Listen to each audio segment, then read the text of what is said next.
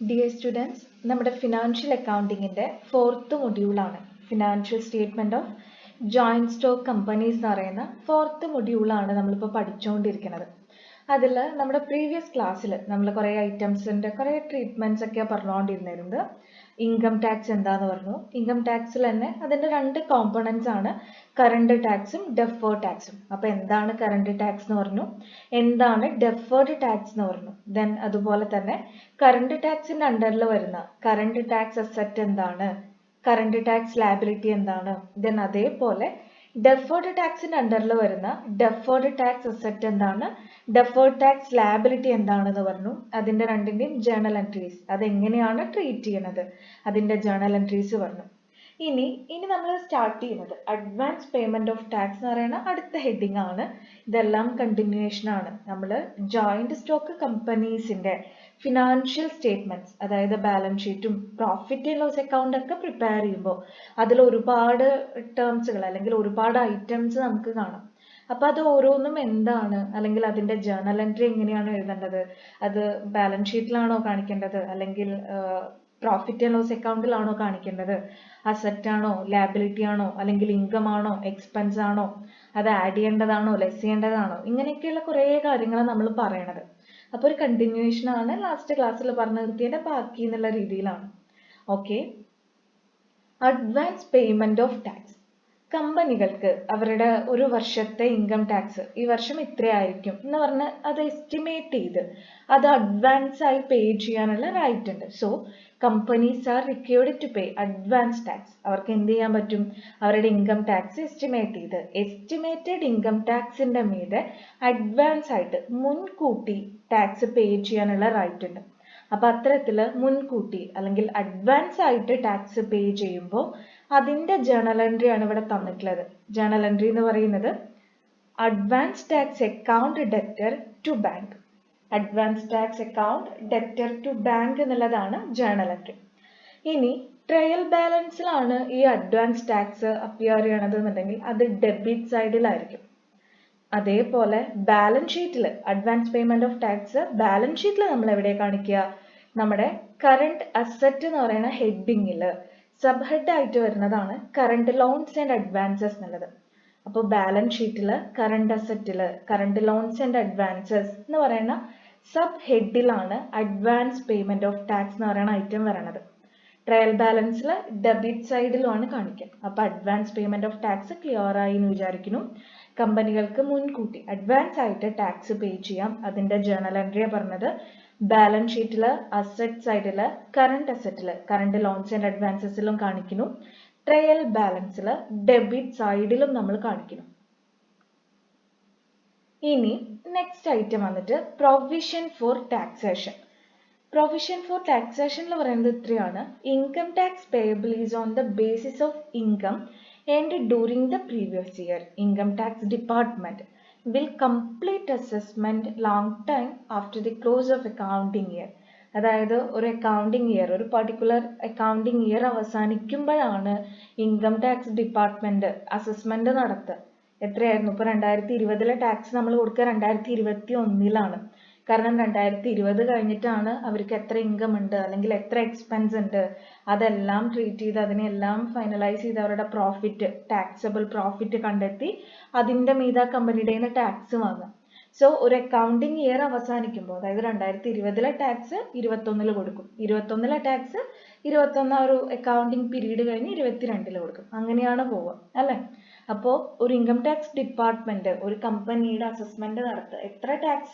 എത്രയാണ് ടാക്സ് കൊടുക്കേണ്ടത്, അവരുടെ ടാക്സബിൾ ഇൻകം എത്രയാണ്, പ്രോഫിറ്റ് എത്രയാണെന്ന് കണ്ടുപിടിക്കുക ആ ഒരു അക്കൗണ്ടിങ് ഇയർ കംപ്ലീറ്റ് ചെയ്യുമ്പോഴാണ്. അപ്പോൾ മുൻകൂട്ടി കമ്പനിക്ക് എന്ത് ചെയ്യാം, പ്രൊവിഷൻ ഫോർ ടാക്സേഷൻ, ടാക്സ് കൊടുക്കാൻ വേണ്ടിയിട്ട് കുറച്ചൊരു എമൗണ്ട് മാറ്റി വെക്കാം, ഒരു പ്രൊവിഷൻ മാറ്റി വെക്കാം, റിസർവ് ചെയ്ത് വെക്കാം. അപ്പോൾ അതിനെയാണ് പ്രൊവിഷൻ ഫോർ ടാക്സേഷൻ എന്ന് പറയും. അതിന്റെ ജേണൽ എൻട്രി ആണ് തന്നിട്ടുള്ളത്. Statement of profit and loss account debtor to provision for taxation account. Tax കൊടുക്കാൻ നമ്മൾ മാറ്റി വെക്കുന്ന എമൗണ്ട് ആണ് കേട്ടോ പ്രൊവിഷൻ ഫോർ ടാക്സേഷൻ. സോ അതിന്റെ ജേണൽ എൻട്രി ആണ് statement of profit and loss account debtor to provision for taxation account. ഇനി ഈ പ്രൊവിഷൻ ഫോർ ടാക്സേഷൻ എന്ന് പറയുന്ന ഒരു ഐറ്റം നമ്മൾ ട്രീറ്റ് ചെയ്യുന്നത് എങ്ങനെയാണ്? നമ്മുടെ പ്രോഫിറ്റ് ആൻഡ് ലോസ് സ്റ്റേറ്റ്മെന്റിൽ എക്സ്പെൻസ് സൈഡിലാണ് അത് കാണിക്കുക, എക്സ്പെൻസ് ആണ്.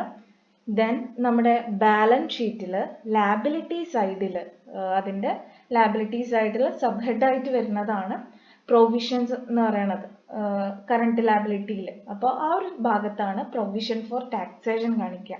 നമ്മുടെ പ്രോഫിറ്റ് ആൻഡ് ലോസ് അക്കൗണ്ടിൽ എക്സ്പെൻസ് സൈഡിൽ കാണിക്കുന്നു, ബാലൻസ് ഷീറ്റിൽ ലാബിലിറ്റി സൈഡിൽ കറണ്ട് ലാബിലിറ്റി എന്ന് പറയുന്ന ഹെഡിൽ പ്രൊവിഷൻസ് എന്ന് പറയുന്ന സബ് ഹെഡിൽ പ്രൊവിഷൻ ഫോർ ടാക്സേഷൻ കാണിക്കുന്നു. ക്ലിയർ ആണ് എന്ന് വിചാരിക്കണം. ഇനി അടുത്ത ഹെഡിങ് ആണ് contribution or donation to a political party. ഒരു പൊളിറ്റിക്കൽ പാർട്ടിക്ക് നമ്മൾ ഡൊണേഷൻ കൊടുക്കുകയാണ് ബിസിനസ്, അല്ലെങ്കിൽ അവർക്ക് ഒരു പർട്ടിക്കുലർ എമൗണ്ട് കോൺട്രിബ്യൂട്ട് ചെയ്യുകയാണെന്നുണ്ടെങ്കിൽ അത്തരം ഐറ്റംസിനെ നമ്മൾ എങ്ങനെയാണ് ട്രീറ്റ് ചെയ്യുക, അതാണ് നമ്മൾ പറയാൻ പോണത്. ഒരു പൊളിറ്റിക്കൽ പാർട്ടിക്ക് ഡൊണേഷൻ കൊടുക്കുകയാണ് അല്ലെങ്കിൽ ഒരു സർട്ടൈൻ എമൗണ്ട് കോൺട്രിബ്യൂട്ട് ചെയ്യുകയാണെന്നുണ്ടെങ്കിൽ ഓക്കെ, അത് നമ്മുടെ പ്രോഫിറ്റ് ആൻഡ് ലോസ് സ്റ്റേറ്റ്മെന്റിൽ കാണിച്ചിരിക്കണം. കോൺട്രിബ്യൂഷൻ അല്ലെങ്കിൽ ഡൊണേഷൻ നമ്മുടെ profit and loss account P&L അക്കൗണ്ടിൽ കാണിച്ചിരിക്കണം. ദെൻ കമ്പനീസ് ആക്ടിന്റെ 182 സെക്ഷൻ പ്രകാരം 2013 കമ്പനീസ് ആക്ടിന്റെ സെക്ഷൻ 182 182 സെക്ഷൻ പ്രകാരം ഗവൺമെന്റ് കമ്പനികളും അതേപോലെ 3 വർഷത്തിൽ താഴെ മാത്രമേ എക്സിസ്റ്റ് ചെയ്ത് തുടങ്ങിയിട്ടുള്ളൂ, പ്രവർത്തിച്ചു തുടങ്ങിയിട്ടുള്ളൂ എന്നുണ്ടെങ്കിൽ അത്തരം കമ്പനികൾക്കും പൊളിറ്റിക്കൽ പാർട്ടീസിന് കോൺട്രിബ്യൂഷനോ അല്ലെങ്കിൽ ഡൊണേഷനോ കൊടുക്കാൻ പാടില്ല, പ്രൊഹിബിറ്റഡ് ആണ്. They are not allowed to make any political contribution or donation. Donation കൊടുക്കാനോ പൊളിറ്റിക്കൽ കോൺട്രിബ്യൂഷൻ കൊടുക്കാനോ ഗവൺമെന്റ് കമ്പനികൾക്ക് കഴിയില്ല. അതുപോലെ തന്നെ 3 വർഷത്തിൽ താഴെ മാത്രം പ്രവർത്തിക്കുന്ന കമ്പനികൾക്ക് കഴിയില്ല. ഇനി മറ്റ് കമ്പനികൾ ഡൊണേഷൻ കൊടുക്കുകയാണെന്നുണ്ടെങ്കിൽ അത് അവരുടെ ആവറേജ് പ്രോഫിറ്റിന്റെ 7.5% കൂടാൻ പാടില്ല. അതാണ് കണ്ടീഷൻ. ഇനി അടുത്തത് വന്നിട്ട് ഡിവിസിബിൾ പ്രോഫിറ്റ് എന്നുള്ളതാണ്. ഡിവിസിബിൾ പ്രോഫിറ്റ് എന്ന് പറഞ്ഞിട്ടുണ്ടെങ്കിൽ ഒരു കമ്പനിക്ക് ഒരു വർഷം കിട്ടുന്ന എല്ലാ പ്രോഫിറ്റും ഡിവിസിബിൾ പ്രോഫിറ്റ് അല്ല. ഡിവിസിബിൾ പ്രോഫിറ്റ് എന്ന് പറഞ്ഞാൽ അവരുടെ ഷെയർ ഹോൾഡേഴ്സിന്, കമ്പനിയുടെ ഷെയർ ഹോൾഡേഴ്സിന് ലീഗലി അല്ലെങ്കിൽ നിയമപരമായിട്ട് അവർക്ക് ഡിവിഡൻഡ് ആയിട്ട് കിട്ടാൻ അർഹതയുള്ള പ്രോഫിറ്റിനെയാണ് ഡിവിസിബിൾ പ്രോഫിറ്റ് എന്ന് പറയുന്നത്. ഒരു കമ്പനിയുടെ എല്ലാ പ്രോഫിറ്റും ഡിവിസിബിൾ പ്രോഫിറ്റ് അല്ല. ആ കമ്പനി അതിന്റെ ഷെയർ ഹോൾഡേഴ്സിന് അവൈലബിൾ ആയിട്ടുള്ള ഡിവിഡൻഡ് ആയി കൊടുക്കാൻ വെച്ചിരിക്കുന്ന പ്രോഫിറ്റ് ആണ് ഡിവിസിബിൾ പ്രോഫിറ്റ്. അതിൽ എല്ലാ എക്സ്പെൻസസും ലോസസും ഡിപ്രീസിയേഷനും ടാക്സും റിസർവ്സ് എല്ലാം കഴിഞ്ഞതിന് ശേഷമുള്ള profit left after meeting all expenses, losses, depreciation, taxation, reserve etcetera. അടുത്തതാണ് ഡിവിഡൻഡ്. ഡിവിഡൻഡ് നമുക്കറിയാം, ഒരു കമ്പനിയുടെ ഷെയർ ഹോൾഡേഴ്സിന് അവരുടെ ഷെയർസിന്റെ പ്രൊപ്പോർഷൻ, അതായത് അവർ ഹെൽഡ് ചെയ്യുന്ന ഷെയർസിന്റെ ബേസിസിൽ അല്ലെങ്കിൽ അതിന്റെ പ്രൊപ്പോർഷനിൽ കമ്പനി കൊടുക്കണ ഡിവിസിബിൾ പ്രോഫിറ്റിന്റെ ഒരു ഭാഗമാണ് dividend. It simply means the amount of divisible profit distributed among the share holders. Share ഹോൾഡേഴ്സിന്റെ ഇടയിൽ ഡിവിസിബിൾ പ്രോഫിറ്റിന്റെ ഒരു ഭാഗം ഡിസ്ട്രിബ്യൂട്ട് ചെയ്യപ്പെടുന്നതിനെയാണ് ഡിവിഡൻഡ് എന്ന് പറയാം. ആ ഡിവിഡൻഡ് കൊടുക്കുന്നത് ഒരു ഷെയർ ഹോൾഡർ എത്ര ഷെയർ ഹെൽഡ് ചെയ്യുന്നു അപ്പൊ അതിനനുസരിച്ചായിരിക്കും അവർക്ക് ഡിവിഡൻഡ് കിട്ടും. ഈ ഡിവിഡൻഡ് റെക്കമെൻഡ് ചെയ്യണത് ബോർഡ് ഓഫ് ഡയറക്ടേഴ്സ് ആണ്. അവരുടെ ആനുവൽ ജനറൽ മീറ്റിംഗിലാണ് ഡിവിഡൻസ് ഒക്കെ എന്ത് ചെയ്യാറുള്ളത്, പൊതുവെ ജനറലി ഡിക്ലെയർ ചെയ്യാറുള്ളത്. ഇനി അടുത്തത് സോഴ്സസ് ഓഫ് ഡിവിഡൻഡ്. എവിടെ നിന്നൊക്കെയാണ് ഡിവിഡൻഡ് കൊടുക്കുക അല്ലെങ്കിൽ ഡിവിഡൻഡിന്റെ സോഴ്സസ് എന്തൊക്കെയാണ്? ആദ്യം പറയുന്നു, നമ്മുടെ ഈ വർഷത്തെ profit, current year profit after providing depreciation ഒക്കെ കൊടുത്തതിന് ശേഷമുള്ള കറന്റ് ഇയർ പ്രോഫിറ്റ്. അതേപോലെ കഴിഞ്ഞ വർഷത്തെ profit, previous year profit after providing depreciation ഒക്കെ കൊടുത്തു കഴിഞ്ഞതിന് ശേഷം ഉള്ള പ്രീവിയസ് പ്രോഫിറ്റ്. ദെൻ അടുത്തത് both current year and previous year profit. ഈ വർഷത്തെയും കഴിഞ്ഞ വർഷത്തെയൊക്കെ പ്രോഫിറ്റ് നമുക്ക് എന്ത് കൊടുക്കാൻ വേണ്ടി പറ്റും? ഡിവിഡൻഡ് കൊടുക്കാം. ദെൻ അതേപോലെ നമ്മുടെ സ്റ്റേറ്റ് ഗവൺമെന്റോ സെൻട്രൽ ഗവൺമെന്റോ ഏതെങ്കിലും തരത്തിലൊരു അസിസ്റ്റൻസ് മണി നമുക്ക് തരികയാണെന്നുണ്ടെങ്കിൽ അതും ഡിവിഡൻഡ് ആയിട്ട് നമുക്ക് കൊടുക്കാവുന്നതാണ്. അപ്പോൾ ഡിവിഡൻഡ് നമ്മൾ പറഞ്ഞു ഡിവിസിബിൾ പ്രോഫിറ്റിന്റെ ഒരു ഭാഗമാണ് ഷെയർ ഹോൾഡേഴ്സിന്റെ ഇടയിൽ ഡിസ്ട്രിബ്യൂട്ട് ചെയ്യപ്പെടുന്നതാണ്. ദെൻ കറണ്ട് ഇയർ പ്രോഫിറ്റ് ആവാം, പ്രീവിയസ് ഇയർ പ്രോഫിറ്റ് ആവാം, അല്ലെങ്കിൽ സെൻട്രൽ ഗവൺമെന്റ്, സ്റ്റേറ്റ് ഗവൺമെന്റ് ഒക്കെ പ്രൊവൈഡ് ചെയ്തിട്ടുള്ള ഫിനാൻഷ്യൽ അസിസ്റ്റൻസ് എന്നൊക്കെ നമുക്ക് എന്ത് ചെയ്യാം, ഡിവിഡൻഡ് കൊടുക്കാം. ഇനി നമ്മൾ പറയാൻ പോണത് ടേംസ് റിലേറ്റിംഗ് ടു ഡിവിഡൻഡ്. ഡിവിഡൻഡുമായിട്ട് റിലേറ്റ് ചെയ്ത് വരുന്ന കുറച്ച് ടേംസ് ആണ് പറയാൻ പോണത്. അപ്പൊ അതിലാദ്യം പ്രപ്പോസ്ഡ് ഡിവിഡൻഡ്. ഫസ്റ്റ് വൺ ആണ് പ്രപ്പോസ്ഡ് ഡിവിഡൻഡ്. പ്രപ്പോസ്ഡ് ഡിവിഡൻഡ് എന്ന് പറഞ്ഞിട്ടുണ്ടെങ്കിൽ നമ്മുടെ ബുക്സ് ഓഫ് അക്കൗണ്ട് ഒക്കെ ക്ലോസ് ചെയ്തതിന് ശേഷം, അതായത് ഒരു അക്കൗണ്ടിങ് ഇയർ എൻഡ് ചെയ്യുമ്പോൾ ഒരു കമ്പനിയുടെ ബോർഡ് ഓഫ് ഡയറക്ടേഴ്സ് റെക്കമെൻഡ് ചെയ്യുന്ന ഡിവിഡൻഡ് ആണ് പ്രപ്പോസ്ഡ് ഡിവിഡൻഡ്. അവർ തീരുമാനിക്കുകയാണ് 1 ലക്ഷം രൂപ ഡിവിഡൻഡ് ആയി കൊടുക്കാം, അല്ലെങ്കിൽ 10 ലക്ഷം രൂപ ഡിവിഡൻഡ് ആയി കൊടുക്കാം. അപ്പൊ ആ 1 ലക്ഷം അല്ലെങ്കിൽ 10 ലക്ഷം എന്ന് പറയുന്നതാണ് എന്ത്, proposed dividend. It is proposed by അല്ലെങ്കിൽ recommended by board of directors. Board of directors recommend ചെയ്യണ ദാറ്റ് എമൗണ്ട്, ആ ഡിവിഡൻഡിനെയാണ് പ്രപ്പോസ്ഡ് ഡിവിഡൻഡ് എന്ന് പറയാം. ദെൻ അതിന്റെ ജേണൽ എൻട്രി ആണ് statement of profit and loss account ഡെറ്റഡ് to proposed dividend account. Journal entry ഒന്നുകൂടി പറയാണ്, statement of profit and loss account ഡെറ്റഡ് ടു പ്രപ്പോസ്ഡ് ഡിവിഡൻഡ് അക്കൗണ്ട് എന്നുള്ളതാണ് പ്രപ്പോസ്ഡ് ഡിവിഡൻഡിന്റെ ജേണൽ എൻട്രി. ഇനി ഇത് അപ്പൊ നമ്മുടെ ഈ ഒരു പ്രപ്പോസ്ഡ് ഡിവിഡൻഡ് നമ്മൾ കാണിക്കുന്നത് എവിടെയാണ്, നമ്മുടെ ബാലൻസ് ഷീറ്റില് കറണ്ട് ലയബിലിറ്റീസ് എന്ന് പറയുന്ന ഹെഡില് അതിന്റെ സബ് ഹെഡ് ആയിട്ട് വരും പ്രൊവിഷൻസ്.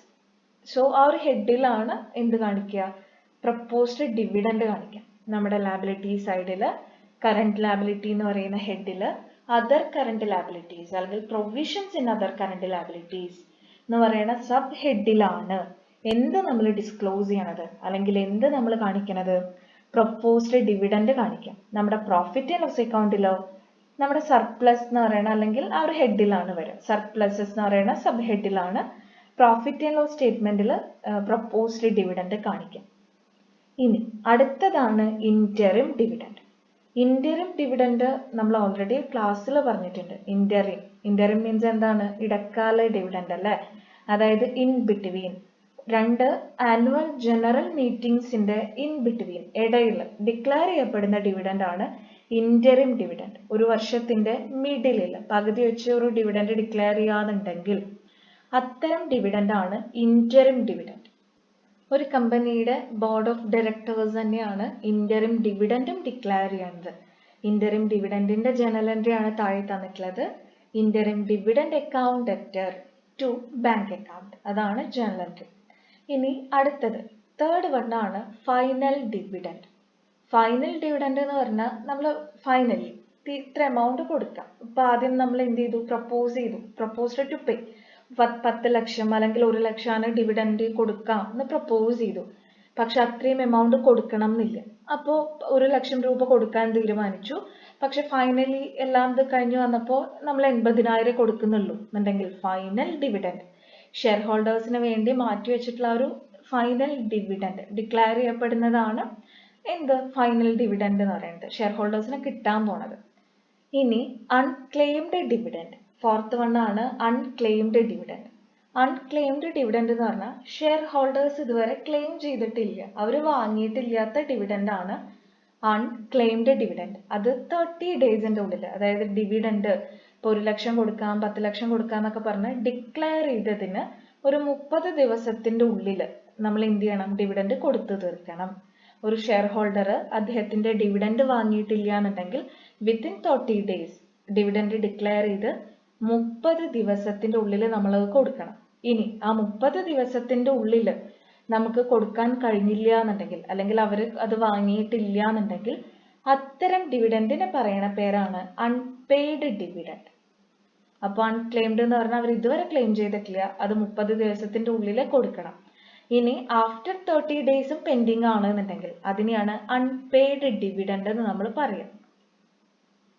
ഇനി ഡിവിഡൻഡ് കൊടുക്കുമ്പോഴത്തെ ജേണൽ എൻട്രി ആണ് dividend account debtor to bank account. ഇനി ഡിവിഡൻഡ് കൊടുത്തിട്ടില്ല, അതായത് ആ 30 ദിവസം പീരീഡിന്റെ ഉള്ളിലും കൊടുക്കാൻ പറ്റിയില്ല അല്ലെങ്കിൽ അവർ ക്ലെയിം ചെയ്തില്ല, അപ്പോൾ ഉള്ള അൺപെയ്ഡ് ഡിവിഡൻഡ് നമ്മൾ ട്രാൻസ്ഫർ ചെയ്യുമ്പോഴത്തെ ജേണൽ എൻട്രി ആണ് dividend account debtor to unpaid dividend account.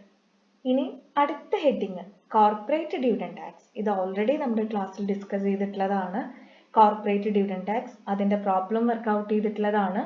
Corporate dividend tax എന്ന് പറയുന്നത് ഒരു കമ്പനി ഒരു വർഷം കൊടുക്കുന്ന ഡിവിഡൻഡ് 10 ലക്ഷം രൂപയാണ് ഒരു വർഷം ഡിവിഡൻഡ് ആയി കൊടുക്കണമെന്നുണ്ടെങ്കിൽ ആ 10 ലക്ഷത്തിന്റെ മീതെ 17.472% എന്ത് കൊടുക്കണം? ഗവൺമെന്റിന് ടാക്സ് കൊടുക്കണം. ആ ടാക്സിനെയാണ് കോർപ്പറേറ്റ് ഡിവിഡൻഡ് ടാക്സ് എന്ന് പറയുന്നത്. So companies are required to pay tax on dividend. So അത്തരം ടാക്സ് ആണ് കോർപ്പറേറ്റ് ഡിവിഡൻഡ് ടാക്സ്. അത് 14 ദിവസം അതിൻ്റെ ഉള്ളിൽ കൊടുക്കണം. ഡിവിഡൻഡ് ഡിക്ലെയർ ചെയ്ത് 14 ദിവസത്തിൻ്റെ ഉള്ളിൽ കോർപ്പറേറ്റ് ഡിവിഡൻഡ് ടാക്സ് കൊടുത്തിരിക്കണം. അതിൻ്റെ റേറ്റ് എന്ന് പറയുന്നത് 17.472%. യെസ്, നമ്മുടെ ഇന്നത്തെ ക്ലാസ്സിൽ കുറച്ചധികം പോർഷൻസ് ഒക്കെ നമ്മൾ പറഞ്ഞു. തിയറീസ് ആണ്.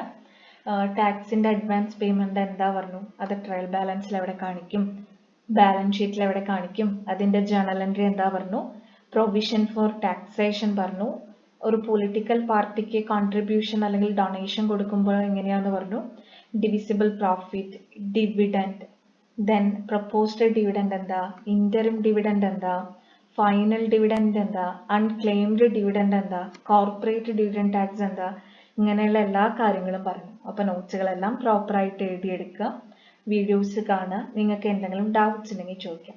Okay, thank you.